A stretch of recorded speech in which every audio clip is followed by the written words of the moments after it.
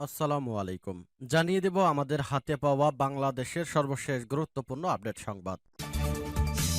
ত্রয়োদশ জাতীয় সংসদ নির্বাচনকে সামনে রেখে রাজনৈতিক দলগুলোর মধ্যে এখন টালমাটাল উত্তেজনা চলছে।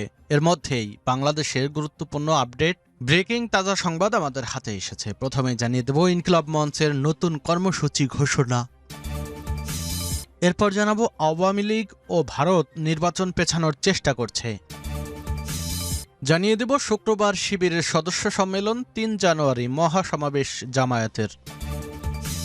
এরপর রয়েছে নির্বাচনে অংশ নিতে পারবে না মান্না। এবং সর্বশেষ জানিয়ে দেব ৮ দলের চূড়ান্ত প্রার্থী তালিকা ঘোষণা নিয়ে যা জানা গেল। এতক্ষণ শুনছিলেন সংবাদ শিরোনাম, এখন বিস্তারিত। অনুরোধ থাকবে ভিডিওটিতে একটি লাইক দিন, কমেন্টস করে জানিয়ে দিন আপনি কোন জেলা থেকে বা কোথা থেকে এই সংবাদটি শুনছেন। ইনকিলাব মঞ্চের নতুন কর্মসূচি ঘোষণা। ইনকিলাব মঞ্চের আহ্বায়ক শহীদ শরীফ ওসমান হাদির লড়াই সংগ্রামকে সারা দেশে ছড়িয়ে দিতে আগামী ২৪ ও ২৫ ডিসেম্বর দেশব্যাপী দেয়াল লিখন ও গ্রাফিতি কার্যক্রম পরিচালনার আহ্বান জানিয়েছে ইনকিলাব মঞ্চ।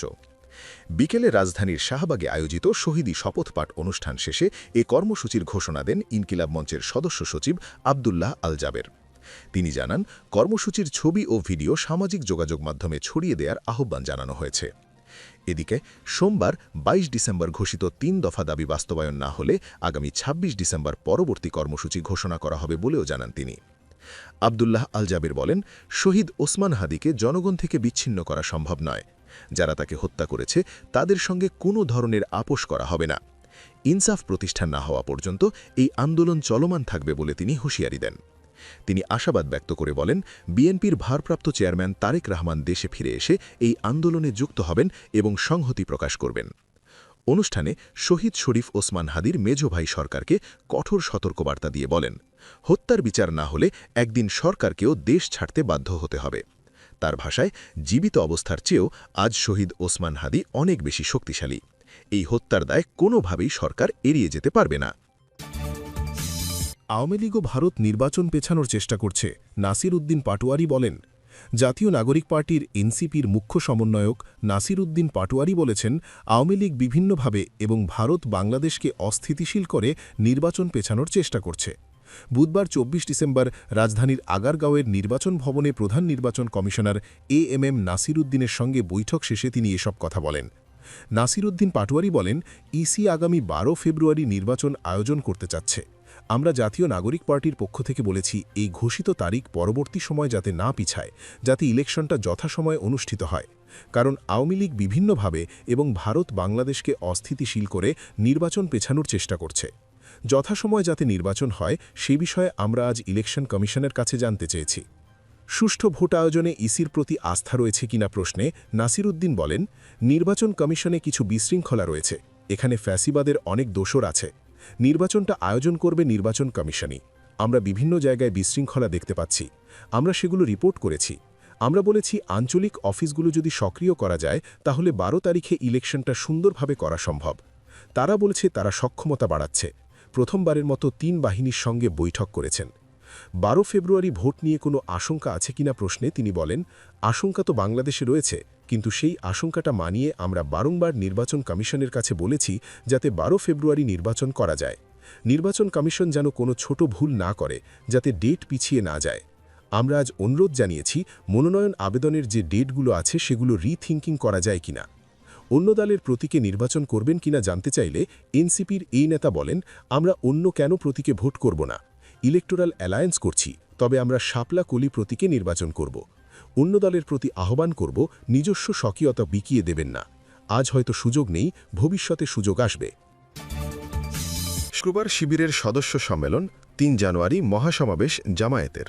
ইনকিলাব মঞ্চের মুখপত্র ও জুলাই বিপ্লবের অন্যতম নায়ক শহীদ শরীফ ওসমান হাদির হত্যাকারীদের গ্রেফতার ও বিচার এবং দেশব্যাপী সব অবৈধ অস্ত্র উদ্ধারের দাবিতে রাজধানীতে মহাসমাবেশের ডাক দিয়েছে বাংলাদেশ জামায়াতে ইসলামী।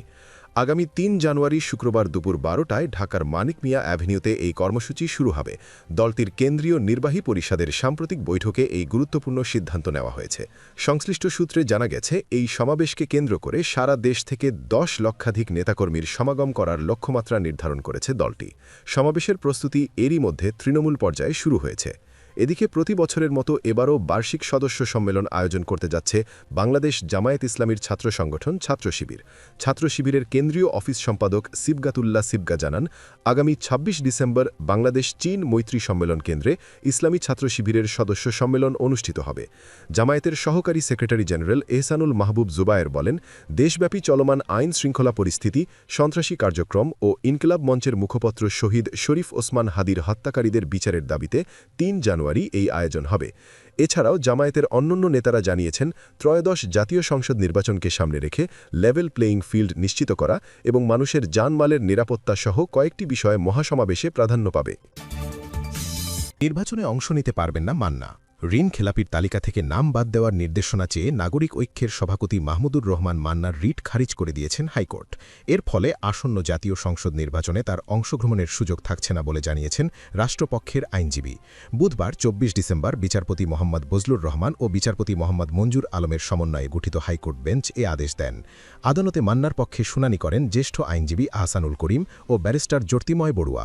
রাষ্ট্রপক্ষে শুনানি করেন deputy attorney general Shafiqur Rahman. এ প্রসঙ্গে deputy attorney general Shafiqur Rahman গণমাধ্যমকে বলেন, বাংলাদেশ ব্যাংকের ঋণ খেলাপির তালিকা থেকে নাম বাদ চেয়ে নাগরিক ঐক্যের সভাপতি মাহমুদুর রহমান মান্না রিট করেছিলেন। আদালত রিট আবেদনটি খারিজ করে দিয়েছেন। এর ফলে তিনি নির্বাচনে অংশ নিতে পারবেন না। ৮ দলের চূড়ান্ত প্রার্থী তালিকা ঘোষণা নিয়ে যা জানা গেল। ত্রয়োদশ জাতীয় সংসদ নির্বাচনে অংশ নিতে সমন্বিত প্রার্থী তালিকা প্রায় চূড়ান্ত হয়ে গেছে বলে জানিয়েছেন জামায়াত ও ইসলামী আন্দোলন সহ ৮ দলের শীর্ষ নেতারা। আগামী ২৭ ডিসেম্বর শনিবার ঘোষণা হতে পারে চূড়ান্ত প্রার্থী তালিকা। তবে আইন শৃঙ্খলা পরিস্থিতির উন্নতি না হলে সুষ্ঠু নির্বাচন নিয়ে শঙ্কা তাদের। নির্বাচনে লেভেল প্লেয়িং ফিল্ড নিশ্চিত করা, জুলাই সনদ বাস্তবায়ন এবং জাতীয় নির্বাচনের আগে গণভোট সহ ৫ দফা দাবিতে গত সেপ্টেম্বর থেকে একসঙ্গে রাজপথে সরব জামায়াত, ইসলামী আন্দোলন ও খেলাফত মজলিস সহ ৮ দল। আন্দোলনের মাঠ থেকে গড়ে ওঠা এই ঐক্য এবার নির্বাচনী মাঠে দৃশ্যমান করতে চায় দলগুলো। এজন্য প্রতিটি আসনে একক প্রার্থী দেওয়ার কাজ প্রায় চূড়ান্ত করেছে ইসলামী দলগুলোর এই জোট। নির্বাচনী এলাকার জরিপ বিশ্লেষণ করে ৮ দলের সমন্বিত প্রার্থী তালিকার কাজ প্রায় সম্পন্ন হয়েছে বলে জানান ইসলামী আন্দোলন বাংলাদেশের আমির সৈয়দ রেজাউল করিম। কোন দল কত আসন পাচ্ছে সে ব্যাপারে এখনও কিছু না জানালেও আগামী সপ্তাহের শুরুর দিকে চূড়ান্ত প্রার্থী তালিকা ঘোষণা হতে পারে বলে জানান জামায়াতের সহকারী সেক্রেটারি জেনারেল এহসানুল মাহবুব জুবায়ের।